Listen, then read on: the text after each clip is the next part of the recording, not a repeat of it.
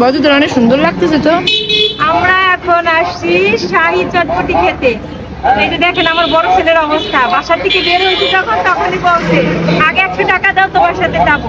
তারপরে আমি আজকে এই যে মাইক্রোফোন আর একটা ক্যামেরা স্ট্যান্ড কিনছি, তো এখন সেই উপলক্ষে এদেরকে খাওয়াইতে হইতেছে আমার। আমরা এখন আছি স্বর্ণকার করছি, শাহী চটপটি খাচ্ছি আমরা। এই চটপটিটা অনেক মজা। এই যে আমার বড় ছেলে, আমি আর সাথে আছে ক্যামেরাম্যান আমার সেজো বোন, তিনজনকে মানে আসলেই মজা। এই যে আমার কি না মানে এই যে দুইটা জিনিস কিনা ওগুলোকে খাওয়ানো লাগতেছে। অবশ্যই আমরা কষ্ট করে পিছন পিছন ঘুরছি না বাবা, বল।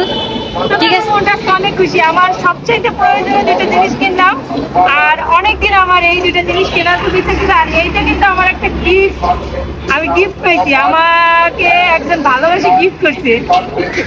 যাক, আমরা শুনে অনেক খুশি হলাম। তুমি এরকম অনেক গিফট আরো পাও, আমাদেরও দিও ট্রিট। হ্যাঁ, তুমি গিফট পাবার, আমাদের এরকম ট্রিট দিবা। আমি জীবনে প্রথম গিফট পাইলাম।